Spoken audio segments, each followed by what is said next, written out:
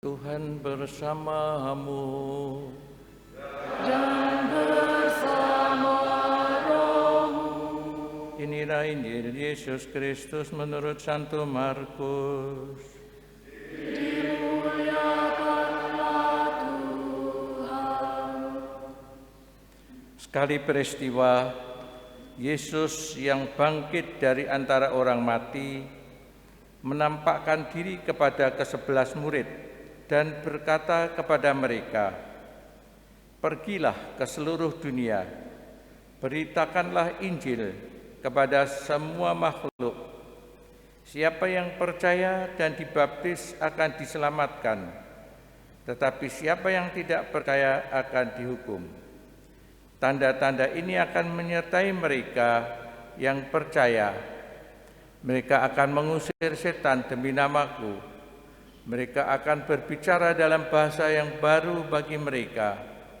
Mereka akan memegang ular dan sekalipun minum racun maut, mereka takkan celaka. Mereka akan meletakkan tangan atas orang sakit dan ia akan sembuh." Demikianlah sabda Tuhan. Terpujilah Kristus. Bertobatnya Santo Paulus merupakan rahmat yang besar bagi gereja perdana, gereja awal, gereja yang masih muda, yang tadinya itu mengejar-ngejar satu aliran baru, yaitu pengikut-pengikut Kristus. Dia memang memegang dengan keras agama Yahudi. Karena itu satu aliran baru ini tentu dipikirkan akan menghancurkan apa yang sudah menjadi kepercayaan orang-orang Yahudi. Pengharapan akan Mesias, penebus,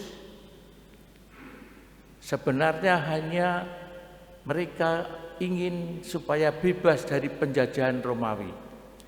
Mesias ataupun juga tokoh yang akan membebaskan mereka dari penjajahan Romawi. Tetapi kehadiran Yesus memberikan sesuatu yang baru sama sekali bagi mereka. Karena itu Santo Paulus ini, Saulus, mengejar-ngejar orang-orang Kristen awal, dikejar-kejar dan juga dijebloskan dalam penjara. Tetapi dalam perjalanan ke Damsyik, ke Damaskus, itulah awal dia bertobat. Dalam perjalanan ke Damaskus, dia mendengar suara, "Saulus, Saulus, kenapa engkau mengejar-ngejar aku? Siapakah engkau, Tuhan?" "Aku adalah Yesus, orang Nazaret yang kau kejar-kejar." Ketika dia mengalami kebutaan seperti yang tadi kita dengar dalam bacaan Kisah Para Rasul, dia buta dan dituntun kemudian kepada Ananias, dan dari situlah dia dapat melihat kembali. Pengalaman bertemu dengan Tuhan ini, pengalaman bertemu dengan Yesus, suatu pengalaman yang mengubah seluruh hidupnya, dan akhirnya menjadi pewarta kabar sukacita Injil ke daerah-daerah yang bukan lingkungan orang-orang Palestina sendiri, tapi ke daerah-daerah pelosok-pelosok orang dari berbagai suku.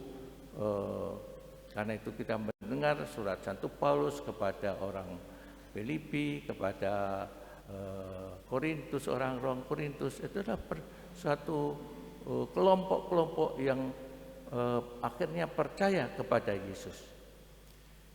Ibu bapak dan saudara-saudari semua yang terkasih, karena itu pada kesempatan ini kita bersyukur, berterima kasih atas rahmat panggilan yang diberikan kepada Santo Paulus. Kita bersyukur juga pada hari pesta bertobatnya Santo Paulus ini ada beberapa diakon yang akan ditahbiskan hari ini. Satu juga seorang imamat, seorang imam, ditahbiskan satu orang imam dari Keuskupan Agung Semarang di Kentungan. Kita berdoa bagi mereka panggilan, menapai panggilan imamat yang merupakan anugerah bagi gereja juga. Marilah kita hening sejenak.